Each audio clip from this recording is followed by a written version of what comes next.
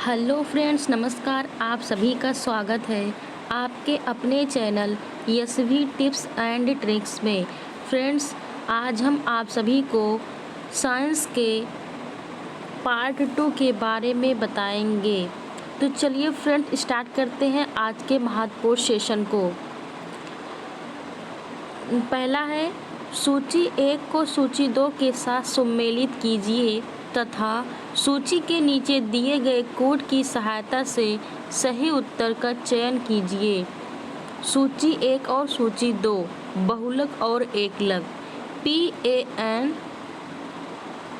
प्राकृतिक रबड़, nylon 6, PVC, क्लोरोएथीन, कैप्रेलेक्टम, isoprene और लास्ट है एक्रिलोनाइट्राइल।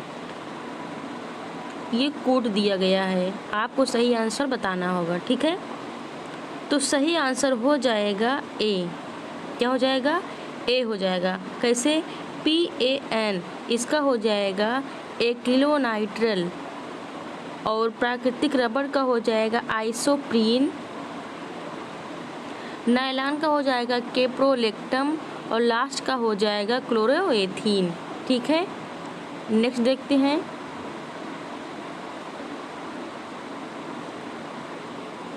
जीवाणुओं को सर्वप्रथम किसने देखा? Antonie van Leeuwenhoek, Louis Pasteur, Robert Hooke या फिर इनमें से कोई नहीं। सही ऑप्शन क्या है? सही ऑप्शन है ए, ल्यूवेनहॉक ने देखा था। ठीक है, व्याख्या देखते हैं। जीवाणुओं को सर्वप्रथम AB ल्यूवेनहॉक ने खोजा, रॉबर्ट हुक ने सर्वप्रथम कोशिका की खोज की और लुई पाश्चर ने निर्जलीकरण पर आधारित पाश्चराइजेशन सिद्धांत को दिया। ठीक है, यहाँ से एग्जाम में 3 क्वेश्चन बन सकते हैं। आगे देखते हैं। थर्मोसेटिंग तथा थर्मोप्लास्टिक बहुलक का उदाहरण क्रमशः है। क्या है? पॉलीस्टाइरीन, पॉलीविनाइल क्लोराइड, बेकेलाइट और polystyrene, polyethene, polyacrylonitrile, polystyrene, urea formaldehyde resin. सही ऑप्शन क्या है? सही ऑप्शन क्या होगा? बी, बेकेलाइट और पॉलीस्टाइरीन। ठीक है, व्याख्या है इसकी। बेकेलाइट थर्मोसेटिंग प्लास्टिक का उदाहरण है, जबकि पॉलीस्टाइरीन थर्मोप्लास्टिक का उदाहरण है।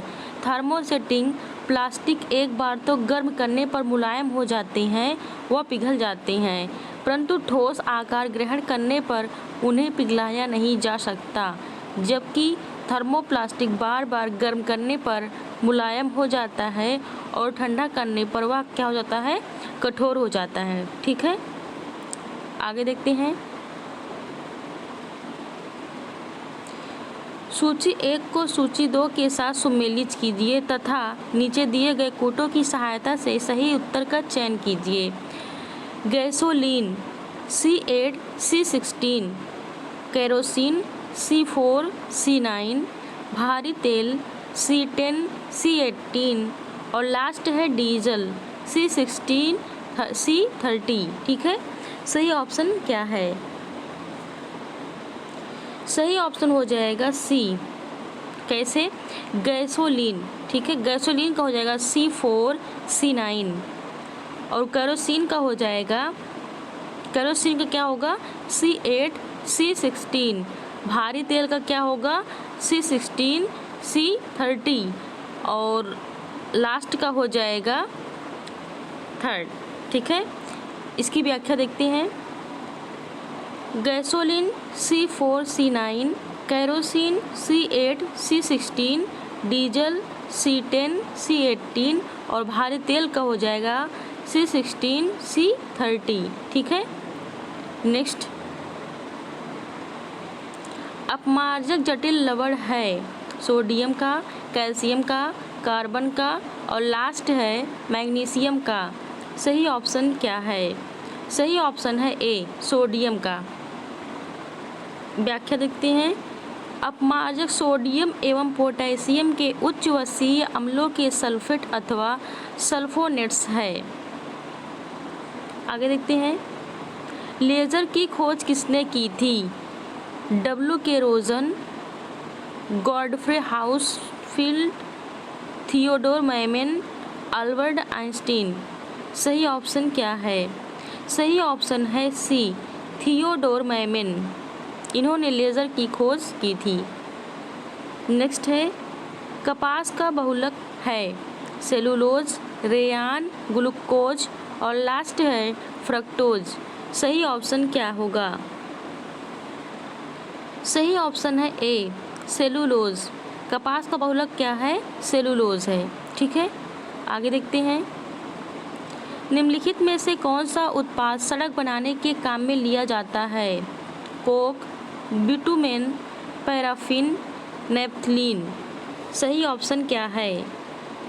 सही ऑप्शन है बी, बिटुमेन। कैसे? इसकी व्याख्या देखते हैं।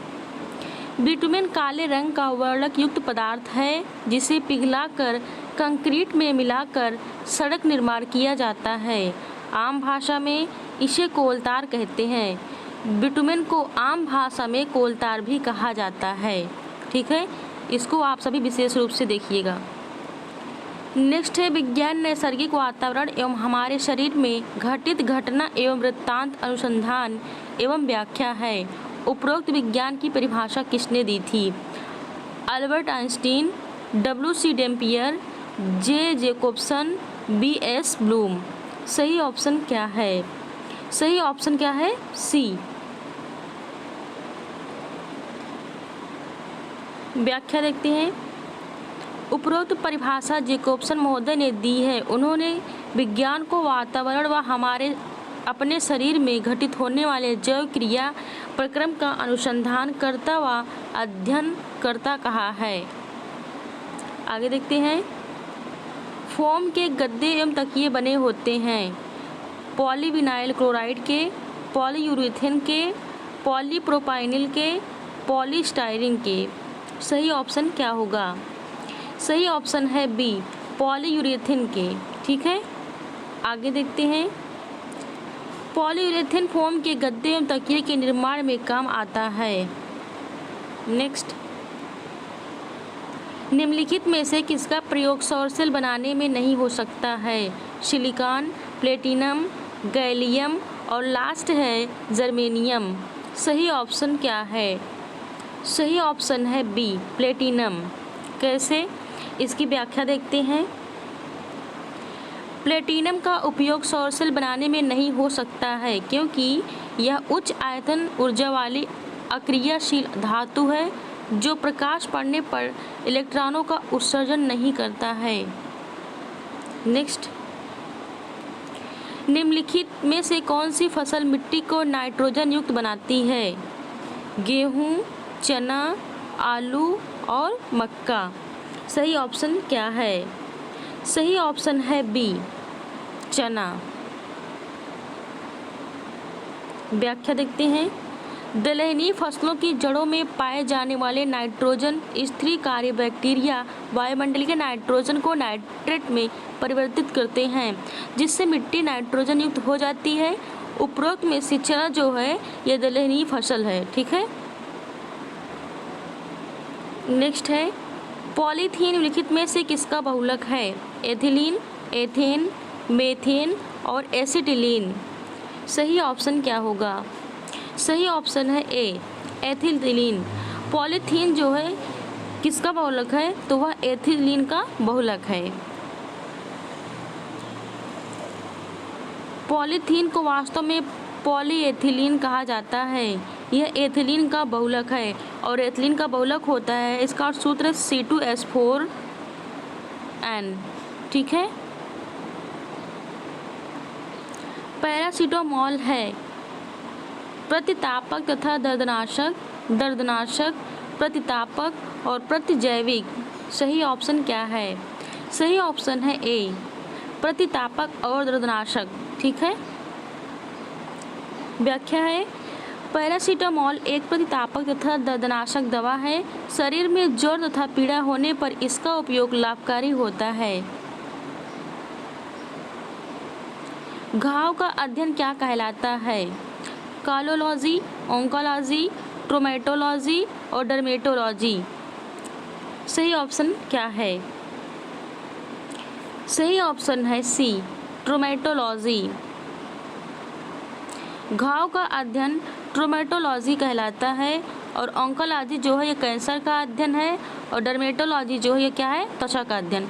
त्वचा का अध्ययन डर्मेटोलॉजी, कैंसर का अध्ययन ऑन्कोलॉजी और घाव का अध्ययन ट्रोमेटोलॉजी। यहाँ से देखिए 3 क्वेश्चन बन चुके हैं। ठीक है फ्रेंड्स, यदि आप सभी को क्लास अच्छी लग रही हो तो अपने दोस्तों में क्लास को शेयर जरूर करें। चींटियों के अध्ययन को क्या कहते हैं? मर्मिकोलॉजी, हर्पेटोलॉजी, निमेटोलॉजी और लास्ट है नीडोलॉजी। सही ऑप्शन क्या है?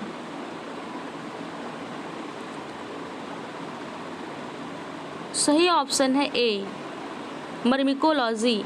चींटियों का अध्ययन जो है वह मर्मिकोलॉजी कहलाती है।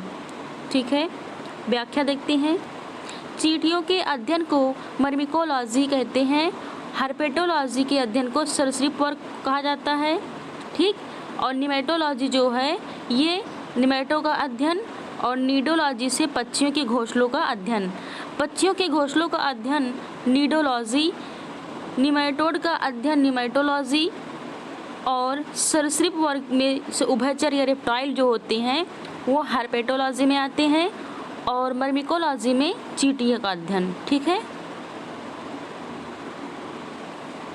अस्पताल में निम्नलिखित में से किस विभाग में कैथ लैब होती है?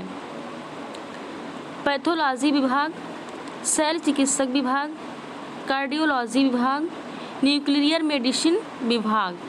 सही ऑप्शन क्या है? सही ऑप्शन है सी, कार्डियोलॉजी। अस्पताल में कार्डियोलॉजी विभाग में कैथ लैब होती है। आगे देखते हैं। सीटी स्कैनिंग में उपयोग होता है क्या? अल्ट्रासाउंड तरंगे, एक्सरे, गामा किरणें, इनमें से कोई नहीं। सही ऑप्शन क्या है? सही ऑप्शन है बी, एक्सरे। सीटी स्कैन या कंप्यूटेड टोमोग्राफी विशेष प्रकार का एक्सरे परीक्षण है जिसके द्वारा शरीर के अंदरूनी अंगों को देखा एवं रोगों का पता लगाया जा सकता है। किसके द्वारा? सीटी स्कैन के द्वारा। नेक्स्ट है, इंसुलिन की खोज किसने की थी? F Banting, Alexander Fleming, Robert Koch, doctor Ronald Ross. सही ऑप्शन क्या है? सही ऑप्शन है ए, बेंटिंग। व्याख्या देखते हैं। इंसुलिन की खोज एफ बेंटिंग ने की। यह बीटा कोशिकाओं द्वारा स्रावित होता है। अगर अग्नाशय में इंसुलिन हार्मोन्स का उत्पादन बंद हो जाए तो मूत्र एवं रक्त में शर्करा की मात्रा बढ़ जाती है। इंसुलिन के अधिस्रावण को हाइपोग्लाइमेसिया नामक रोग हो जाता है। इंसुलिन के अल्प स्रावण से मधुमेह या डायबिटीज़ मेलिटस नामक रोग हो जाता है। ठीक है, यहाँ से भी काफ़ी क्वेश्चंस बन सकते हैं। एलसीडी प्रोजेक्टर का आविष्कार किसने किया था? Gene Dolgoff, Brendan Eich, Douglas Engelbart, Federico Faggin. सही ऑप्शन क्या है? सही ऑप्शन हो जाएगा ए, जीन डालगोफ। आगे देखते हैं। LCD projector, Gene Dolgoff, JavaScript programming language, Brendan Eich, computer mouse, Douglas Engelbart, microprocessor, Federico Faggin. ठीक है। एक्सरे का आविष्कार किसने किया था? विल्हेम रोंटगेन, विलियम ली, एक्स रोलंसविक, आई थॉमसन। किसने किया था? ए ऑप्शन होगा, विलियम रोंटगेन ने किया था। एक्सरे का आविष्कार विलियम रोंटगेन ने किया था। इनका तरंगदैर्ध्य परिसर 10⁻⁻10 से 10⁻⁻8 मीटर तक होता है। आगे देखते हैं। बैरोमीटर का आविष्कार किसने किया था? Evangelista Torricelli, Charles Xavier Thomas, Edward Teller, Gustav Tauschek. सही ऑप्शन क्या है? सही ऑप्शन है ए। क्या है? ए है। ठीक है, आगे देखते हैं। बैरोमीटर का आविष्कार इवांजेलिस्टा टोरिसेली द्वारा किया गया था। इसका उपयोग वायु दाब मापी के रूप में किया जाता है। ठीक है, आगे देखते हैं। जेबी डनलप ने किसका आविष्कार किया था? Pneumatic rubber tyre, car music system, steering wheel, diesel engine. सही ऑप्शन है ए, न्यूमेटिक रबर टायर। इसकी आविष्कार की थी किसने? डनलप ने की थी। ठीक है, व्याख्या देखते हैं। जेबी डनलप यूनाइटेड किंगडम में जन्मे एक पशु सर्जन थे। इन्होंने 1887 में न्यूमेटिक रबर टायर का आविष्कार किया। अन्य आविष्कारकर्ता petrol car, diesel engine, petrol car Karl Benz, diesel engine Rudolf Diesel, पनडुब्बी डेविड बुशनेल, मोटरसाइकिल कोस्टार्ट केजी Daimler, jet engine sir Frank Whittle और रॉकेट का खोज किए थे रॉबर्ट गोडार्ड ने। ठीक है, नेक्स्ट है एलईडी का आविष्कार किसने किया था? एलईडी का आविष्कार किसने किया था? निक होलोनिक, एलियास होवे, चक हल, क्रिस्टियान हुइजेंस। सही ऑप्शन क्या है? ए, निक होलोनिक। व्याख्या है। निक होलोनिक जूनियर ने प्रथम प्रकाश उत्सर्जक डायोड का आविष्कार किया था। ये आविष्कार 1962 में जनरल इलेक्ट्रिक कंपनी की प्रयोगशाला में वैज्ञानिक के पद पर कार्य करते हुए किया था। इन्हें एलईडी का जनक कहा जाता है। किसको कहा जाता है? होलोनिक को कहा जाता है। लास्ट है, मक्खन कोलाइड कब बनता है? मक्खन कोलाइड कब बनता है? जब प्रोटीन पानी से छितरा जाता है, जब पानी में वसा छितरा जाता है, जब वसा की गुल्फाएं पानी में छितरा जाती हैं, और लास्ट है जब कार्बोहाइड्रेट पानी में घुल जाता है। सही ऑप्शन क्या है? आप सभी लोग कमेंट बॉक्स में कमेंट करके बताएंगे।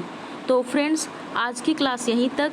यदि आप सभी को क्लास अच्छी लगी हो तो लाइक, शेयर एंड सब्सक्राइब जरूर करें। Thank you, all the best.